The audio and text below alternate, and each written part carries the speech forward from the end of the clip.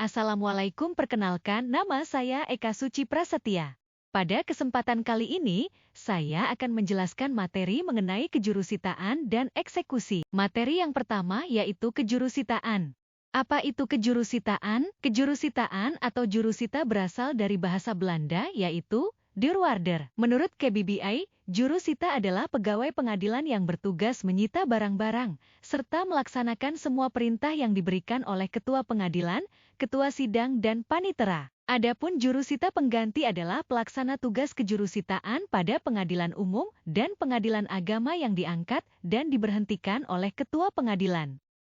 Sedangkan dalam kamus istilah hukum, jurusita adalah pegawai negeri yang melakukan tugas kejurusitaan sebagaimana yang ditentukan dalam pasal 103 ayat 1 Undang-Undang Nomor 7 Tahun 1989 tentang Peradilan Agama yang menyebutkan bahwa masing-masing jurusita diangkat dan diberhentikan oleh menteri, yakni Menteri Kehakiman dan Hak Asasi Manusia dan Menteri Agama atas usul ketua pengadilan. Syarat menjadi jurusita dalam pasal 39 ayat 1 Undang-Undang Nomor 7 Tahun 1989 tentang Peradilan Agama. Seorang calon harus memenuhi syarat sebagai berikut. 1. Warga negara Indonesia. 2. Beragama Islam. 3. Bertakwa kepada Tuhan Yang Maha Esa. 4. Setia kepada Pancasila dan Undang-Undang Dasar 1945. 5.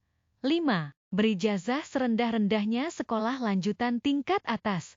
6. Berpengalaman sekurang-kurangnya 5 tahun sebagai jurusita pengganti. Syarat menjadi jurusita pengganti dalam pasal 39 ayat 1 Undang-Undang Nomor 7 Tahun 1989 tentang Peradilan Agama. Seorang calon harus memenuhi syarat sebagai berikut.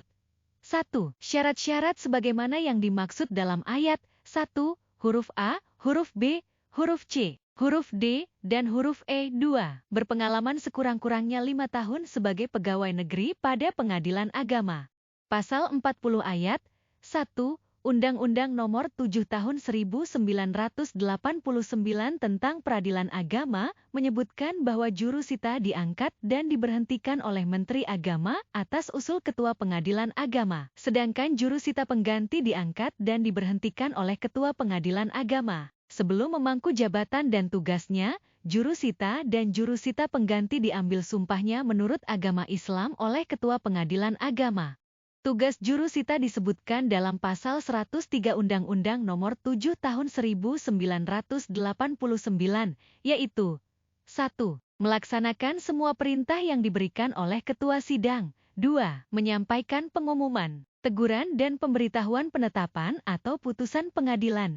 3. Melakukan penyitaan atas perintah ketua pengadilan agama. 4. Membuat berita acara penyitaan yang salinan resminya diberikan kepada pihak yang berkepentingan. Materi kedua yaitu eksekusi.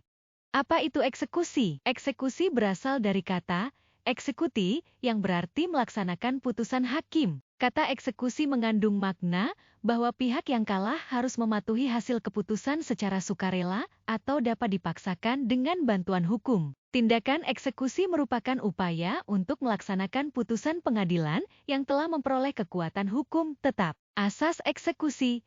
1. Putusan yang telah berkekuatan hukum tetap, kecuali putusan serta-merta. Putusan provisi dan eksekusi berdasarkan grosse akta.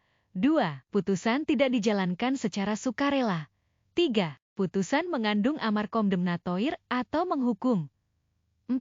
Eksekusi dipimpin oleh Ketua Pengadilan Agama dan dilaksanakan oleh panitera. Jenis eksekusi. 1. Eksekusi dengan pembayaran sejumlah uang dilakukan melalui mekanisme pelelangan barang milik orang yang dikalahkan. 2. Eksekusi real dapat berupa pengosongan, penyerahan, pembagian, pembongkaran. Berbuat sesuatu atau tidak berbuat sesuatu dan memerintahkan atau menghentikan sesuatu perbuatan. Bagaimana prosedur eksekusi?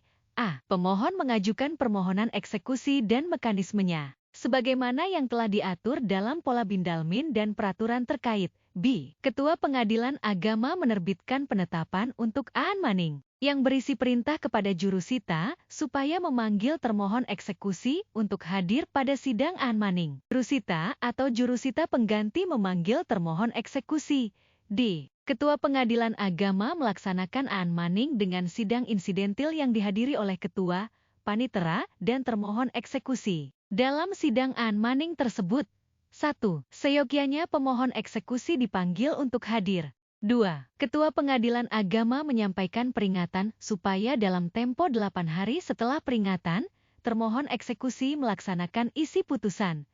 3. Panitera membuat berita acara sidang Anmaning dan ditandatangani oleh ketua dan panitera. A. Apabila dalam tempo 8 hari setelah peringatan, pemohon eksekusi melaporkan bahwa termohon eksekusi belum melaksanakan isi putusan, Ketua Pengadilan Agama menerbitkan penetapan perintah eksekusi. Terima kasih sudah menonton.